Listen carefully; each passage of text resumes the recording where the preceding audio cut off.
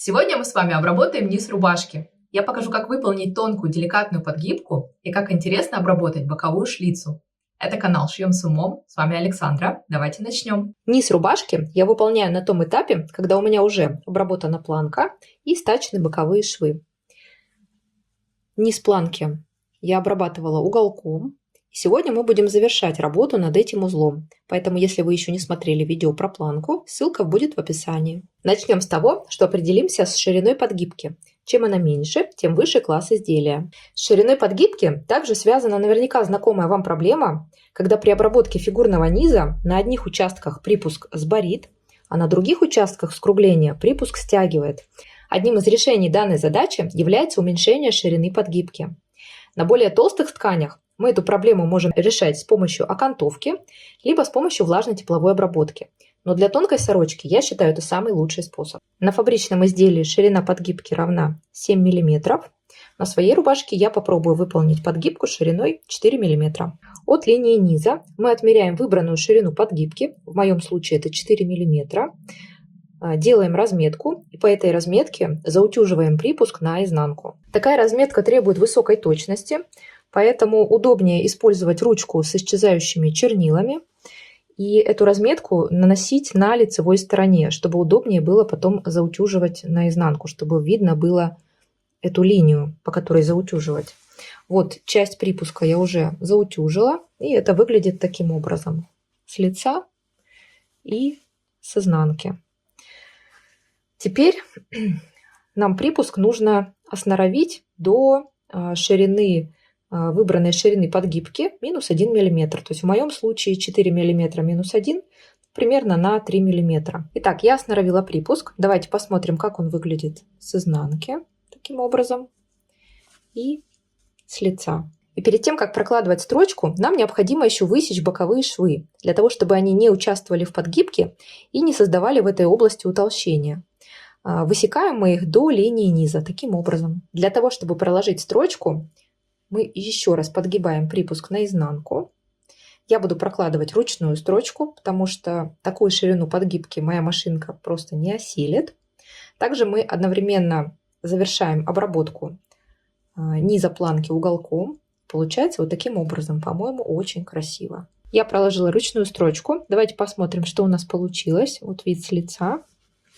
Вид с изнанки. Низ планки у нас выглядит таким образом. По-моему, очень хорошо. Давайте посмотрим на область бокового шва. Вот у нас срезан боковой шов. Это вот вид с изнанки.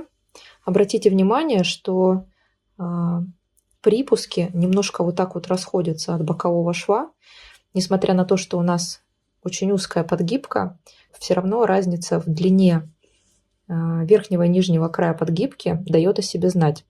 Поэтому, если вы выполняете шов вручную, то я рекомендую строчку начинать от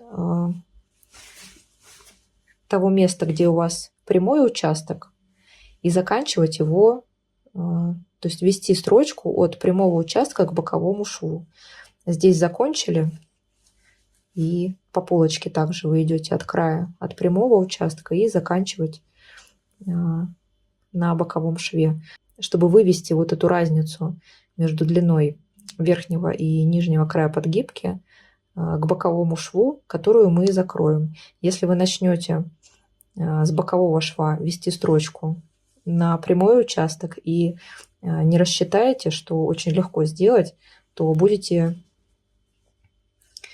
здесь опять можете получить какую-нибудь сборку или стяжку припуска. Итак, нам осталось оформить зону бокового шва. Здесь мы установим такой элемент, как ластовица. Еще его называют заглушкой. Его задача – это закрыть открытый срез бокового шва, который у нас здесь остается.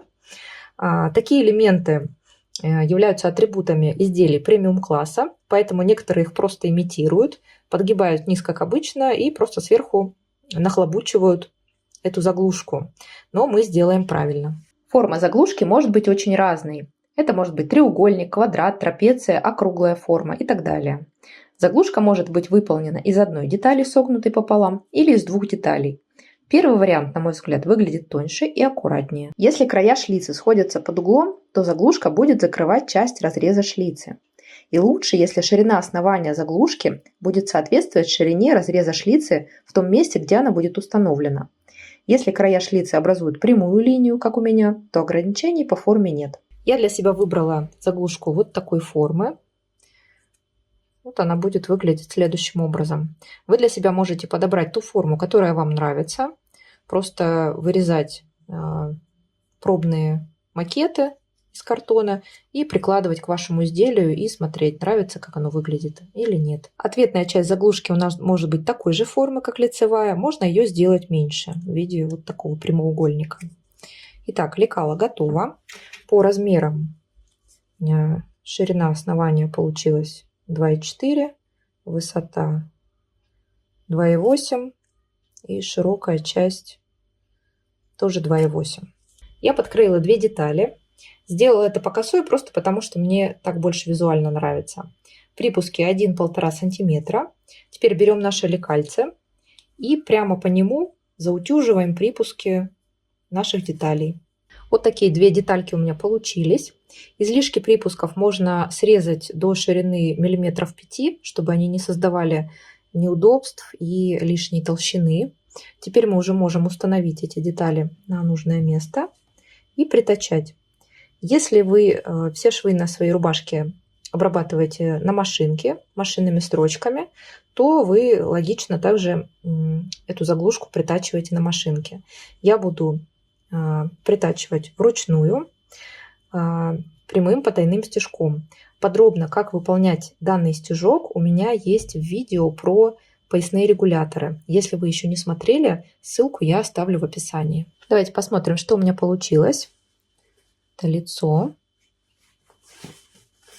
Это вид с изнанки. По-моему, очень красиво. Если у вас есть желание усилить этот участок, по углам можно поставить дополнительно ручные закрепки. Напишите, как вам такая обработка, а мы продолжаем работу над нашей рубашкой. И в следующем видео выполним классическую, но необычную кокетку. Так что не пропустите. С вами была Александра на канале Шьем с умом. Пока-пока.